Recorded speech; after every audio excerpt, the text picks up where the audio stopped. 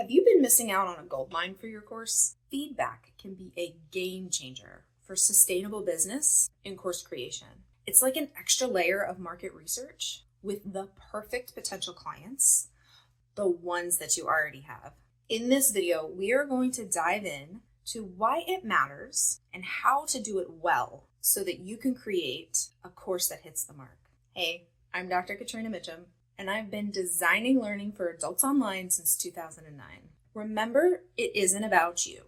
That is the number one piece of advice for getting and using feedback. It's about your clients. Your course and the feedback that you get and use is about helping your clients. Keep returning to that why throughout the feedback process, because receiving feedback can sometimes be hard, but it is so critical to telling you exactly what your clients need in that particular course. Finding gaps or places where you can make things smoother or better, and it's something that you can be in control of. You can take small steps for continuous improvement, and that improvement can be used to set you apart from everyone else. The best courses are iterative. That means that they are constantly making improvements from one version to the next. They change based on the needs of their clients. So there are 2 steps to feedback. The first step is gathering the feedback.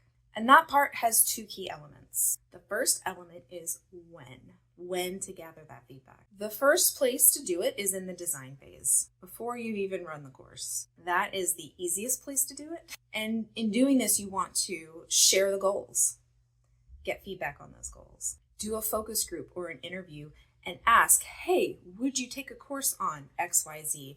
And if you would, how do these goals sound as outcomes for taking that course? You might also, in that session, share the course map and say, this is what I'm envisioning. Does this line up with what you would hope to gain from a course on XYZ? Getting as much feedback as you can in the planning stage helps you fix things when it's kind of a lower lift. The second place to do that is in a beta test. And I always recommend doing a beta test. You run a small, reduced price or free version of your course with the expectation that your clients are going to give you detailed feedback. And that's what the exchange is. You're giving it for a cheaper price, but they're going to give you some more feedback than a general run of a course. And the final place is a smaller round of feedback in your regular course. You should build in feedback as a normal part of your course, is just less labor intensive on the client. And that's because feedback is anecdotal, right? It's individual experiences. And so you want to gather as much of it as possible over time in order to get a really good picture of any other things that might need to change. The second element of gathering feedback is the crafting of the questions and deciding how to collect it. And I'm putting those 2 together because they go hand in hand. They determine each other, right? How you're collecting it can determine the questions that you're asking. For example, if you're going to do a survey or a form, you'll want a mix of closed questions, and those are questions like, how easy was it to navigate this course? And then have a Likert scale of super easy to super difficult. And then open questions, like what part of this lesson was confusing?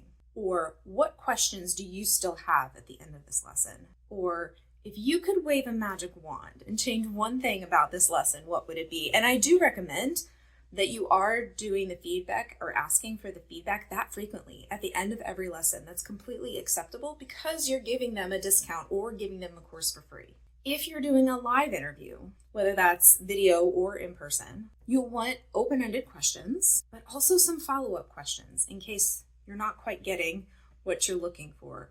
Follow-up questions allow you to probe a little bit more. And so you might do a mix of surveys in some lessons and interviews in other lessons, depending on where you're anticipating folks might have more problems. If you're letting them send you a video in response to questions, then give specific guidance on what you would like feedback on, because that helps both you and them when you're very specific about, I would like you to look at this piece of the course and let me know what that experience was like.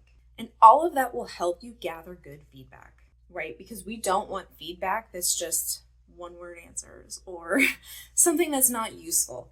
That was great is not useful feedback. We want to know why it was good. Why was it helpful? Why was it useful? Why did it help them? And so crafting your questions around those concepts is a good way to get good feedback. So we're going to do an example. If I've got a course on small talk and I've asked them to reflect on a prior experience of small talk, like in my video a few weeks ago on creating options, then I might ask which option they picked and why. If they understood the reason for doing the reflection, if they had any difficulty reflecting on the past, if they had any difficulty using that reflection to move forward, if there was any other support they needed that they feel like they didn't get, I might create some fill in the blanks, like, my favorite thing about the course was blank, or something I think could be improved is blank, or my experience with XYZ was blank, or the timing of XYZ was blank. And you could use any or all of these depending on what you're most interested in. And you could rotate them. One round you might focus on time, one round you might focus on whether or not they're understanding the value of the task. The second step for feedback is actually using it. And this again has two elements. The first is making sense of the information that you've got. When you're analyzing the feedback, the first step is looking for patterns. And it's not that individual experiences don't matter, but when you're trying to keep your ish together and like do this in a way that doesn't drive you nuts, the low-hanging fruit for fixing things is the stuff folks had in common. Then you can move forward and select individual responses and experiences that you want to address. You'll want to make sure you're looking for the constructive stuff. One way to get ahead of this is to provide structure, like in the example that I gave, but it's also a good time to remember that no matter how much you poured into this course, it's not about you. It's about the design. And there are 0 designs that were excellent on the first run, and sometimes not even the second and third run. And the second element of using feedback to improve your course is actually addressing the feedback. And so I usually recommend starting with the most frequently noted places for improvement and then ranking them. So if I had 5 people say, you need to fix XYZ, that goes number 1. And then if I had 3 people say, you need to fix ABC, maybe that is number 2. And that's how I weed out the things that are a little bit more extraneous and focus on the things that will have the biggest impact first. And then I'll go back and fix the other things that were a problem. After I make that sort of priority list, I then write out how I am going to address my top 3 to 5, depending on how big of a lift they're going to be. Remember, it isn't about you, and small steps will take you a long way. If you're looking for support with gathering and using feedback in your course, Grab a Strategy Call is linked in the description.